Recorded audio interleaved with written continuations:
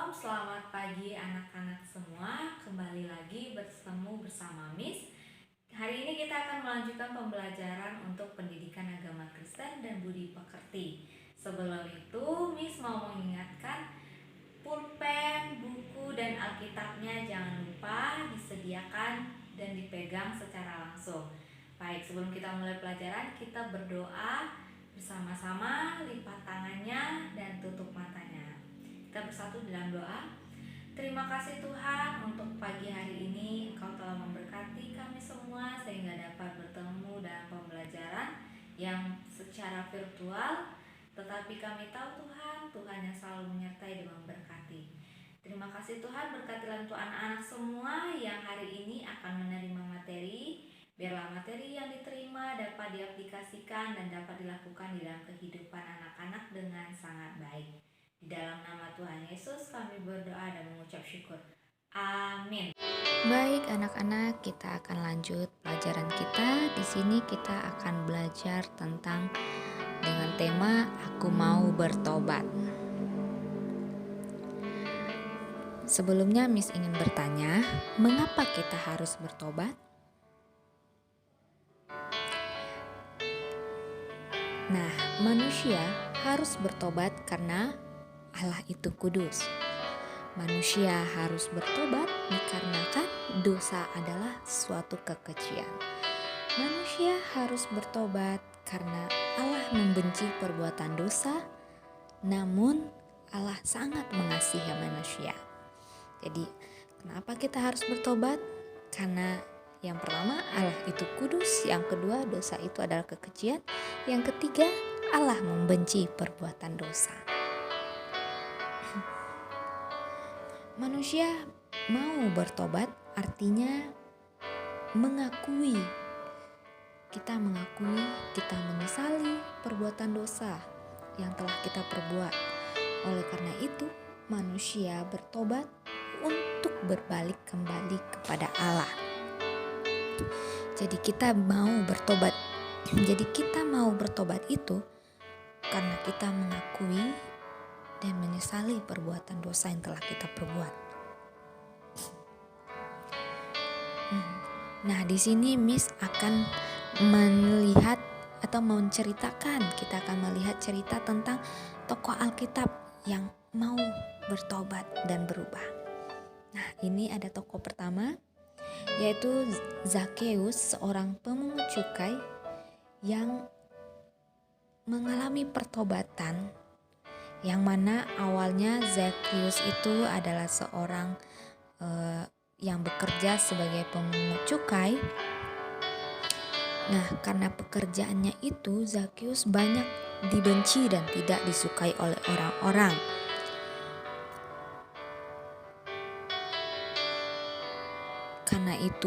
Karena pemungut cukai yang sangat dibenci dan perbuatannya yang suka menagih pajak atau meminta dengan kekerasan, pemungut cukai seringkali disebut sebagai adalah orang yang berdosa. Nah, suatu hari Yesus memasuki kota Yeriko. Di situ orang banyak berbondong-bondong ingin bertemu dengan Yesus, termasuk juga Zakheus. Namun karena Zakheus itu memiliki tubuh yang kecil dan pendek, Zakheus kesulitan untuk melihat Yesus. Ia berlari dan memanjat pohon ara agar dapat melihat Yesus. Saat Zakheus di atas pohon, Yesus melihat Zakheus dan keinginannya dan keyakinan Zakheus yang ingin sangat bertemu dengan Yesus. Lalu Yesus berkata, saat Yesus melihat Zakheus, Yesus berkata, "Zakheus, segeralah turun, sebab hari ini aku harus menumpang di rumahmu."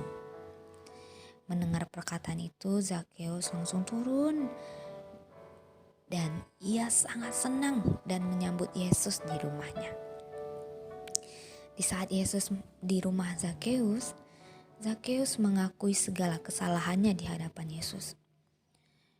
Zakheus bertobat dan mengakui kesalahannya, yang mana ia dulu seorang pemungut cukai, Di situ di hadapan Yesus, Zakeus bertobat dan memberikan semua hartanya kepada orang miskin dan membalikkan semuanya itu 4 kali lipat dari uang hasil yang ia ambil.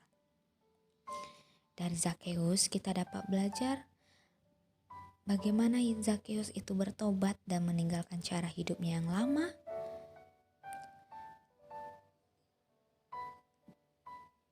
Dia tidak ingin lagi memperkaya dirinya dengan cara yang tidak baik. Sikap Zakeus ini menjadi contoh bagi kita bagaimana kita orang yang berdosa dapat mengakui kesalahan kita di hadapan Tuhan dan bertobat dengan berbuat hal yang lebih baik dan berbalik kepada Tuhan. Selain Zakeus, kita bisa melihat kisah tentang Paulus yang tahu, anak-anak pasti sudah pada tahu kisah tentang Paulus. Yang awalnya Paulus ini adalah seorang tentara Roma yang membenci Yesus dan para murid-muridnya. Tetapi suatu hari Paulus bertobat. Dari pertobatan Paulus itu, Paulus menjadi pribadi yang lebih baru dengan melakukan hal-hal baik, yaitu menulis berita-berita Injil kebenaran dan memberitakannya kepada seluruh jemaat. Paulus menulis surat-surat untuk jemaat dan juga mengajarkan dan memberitakan Injil kebenaran tentang Yesus, tentang bagaimana keajaiban Tuhan, tentang bagaimana mujizat Tuhan di dalam kehidupan, agar jemaat-jemaat dapat mengenal kebenaran Yesus, dapat mengenal kedahsyatan dan dapat mengenal mujizat-mujizat Tuhan di dalam kehidupan ini. Jadi dari Zakeus dan Paulus, dua tokoh Alkitab yang dulunya berdosa, tetapi mereka mau bertobat dan berbalik arah kepada Tuhan, menyerahkan hidupnya seluruhnya hanya kepada Tuhan. Pertobatan yang artinya kita mengakui kesalahan yang dilakukan dan memohon ampun kepada Tuhan. Di saat manusia bertobat, Allah tidak akan pernah menolak. Karena Allah itu penuh kasih dan akan tetap setia untuk selalu menolong manusia dan menyelamatkan kita dari dosa. Jadi di saat kita berbuat dosa dan kita mau mengakui dosa itu dengan bertobat, mengakuinya di hadapan Tuhan, berseru kepada Tuhan dan berbalik arah berjalan kepada tuntunan Tuhan, Tuhan tidak pernah menolak kita, tetapi Tuhan selalu menyambut kita, manusia yang berdosa. Tuhan selalu menyambut manusia-manusia berdosa untuk dapat bertobat, untuk dapat kembali ke jalan yang baik. Jadi buat anak-anak semua, Miss mengingatkan, jangan susah untuk bertobat. Jangan susah untuk mengakui kesalahan. Karena apa? Akuilah kesalahanmu di hadapan Tuhan, karena Tuhan itu Tuhan yang penuh kasih, yang akan selalu setia dan menerima setiap anak-anaknya. Dalam pertobatan manusia,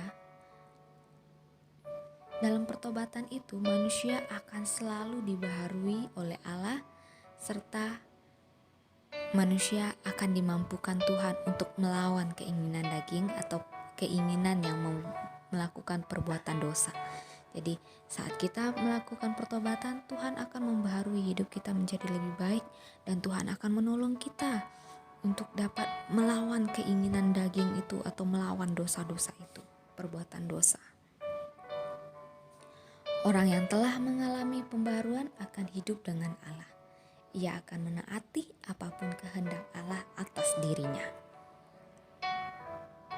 Jadi, sekian pelajaran hari ini. Untuk tugas hari ini silakan dicatat, dikerjakan. Mari kita berdoa. Sebelum kita akhiri pelajaran hari ini, mari kita berdoa.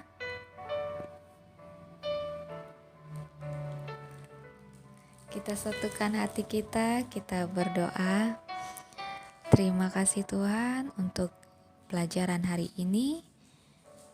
Anak-anak telah belajar tentang bagaimana menjadi pribadi yang lebih baru, untuk belajar berserah kepada Tuhan dan selalu setia kepada Tuhan.